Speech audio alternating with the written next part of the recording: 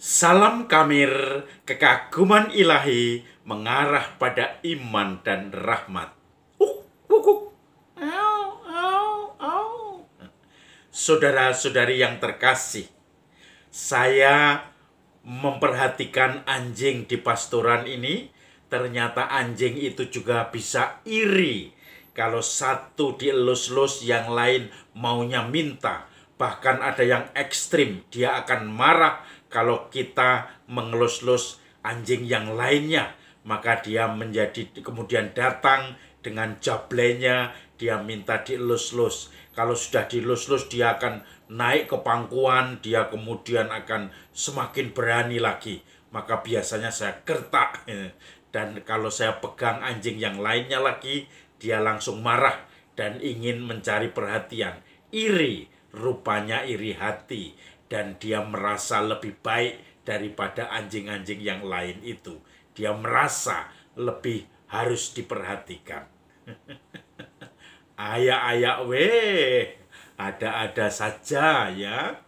Saudara-saudari yang terkasih, Injil hari ini bicara tentang Yesus yang menegur dengan perumpamaan orang-orang Farisi dan ahli Taurat. Yesus sering mengajar para pemungut cukai dan orang-orang yang dianggap berdosa, sampah masyarakat. Maka bahkan Yesus sering makan bersama mereka, pemungut cukai dan orang yang dianggap pendosa. Lalu orang-orang Farisi dan ahli Taurat, ahli kitab menegur Yesus. Mengapa engkau selalu makan bersama orang-orang berdosa, pemungut cukai? Mereka iri bahwa Yesus kenapa justru dekat dengan orang-orang yang dianggap sampah masyarakat. Lalu Yesus membuat perumpamaan tentang anak yang hilang. Ada seorang keluarga, bapak punya dua anak, bungsu dan sulung, cowok semua. Yang bungsu menuntut seluruh harta kekayaan yang menjadi warisannya nanti.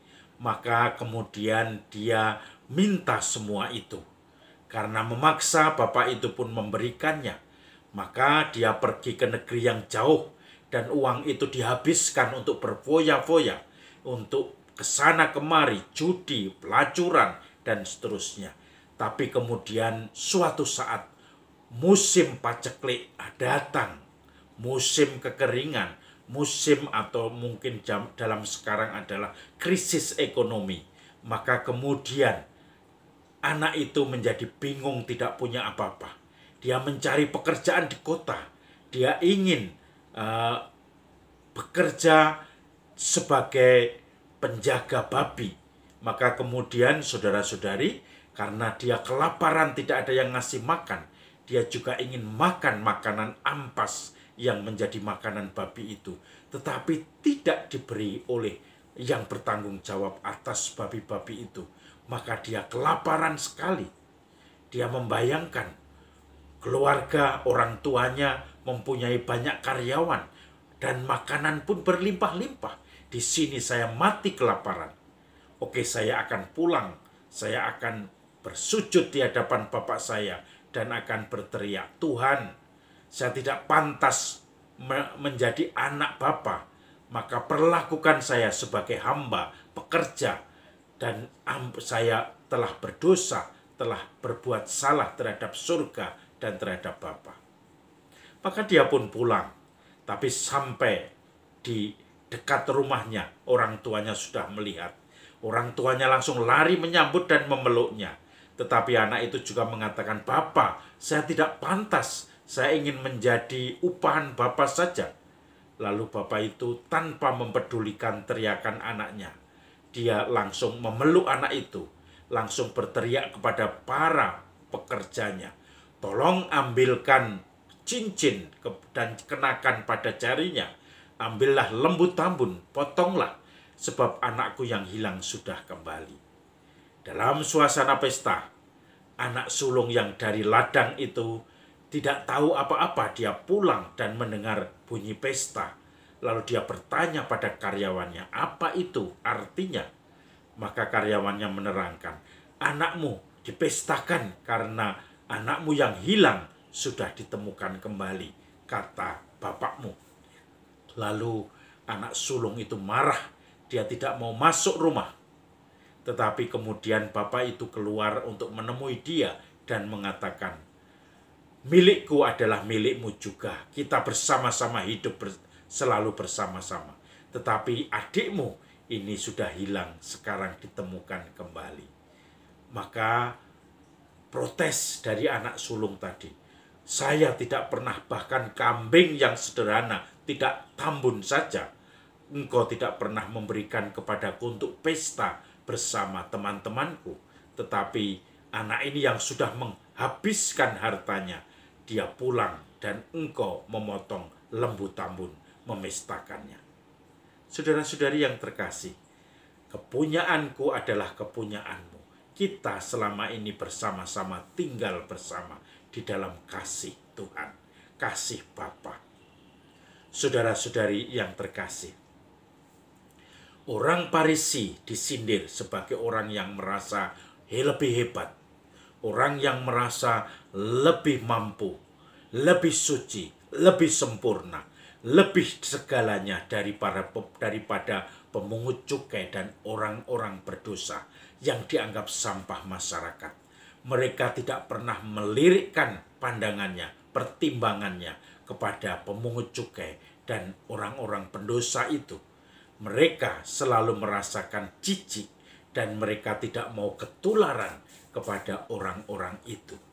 Maka iri hati karena Yesus mendekati mereka, mempertanyakan karena Yesus ternyata bisa masuk bahkan makan bersama-sama dengan mereka. Itu menjadi suatu pertanyaan yang bagi mereka sekaligus protes. Maka saudara-saudari yang terkasih, orang yang dalam masa pertobatan ini tidak merasa diri pantas untuk bertobat, sudah merasa diri sempurna, tidak perlu pertobatan lagi, sudah merasa diri itu hanya hal-hal kecil saja, saya sudah melakukan hal yang besar yang tidak perlu lagi melakukan hal yang kecil-kecil itu, maka kemudian orang itu tidak layak untuk kerajaan Allah.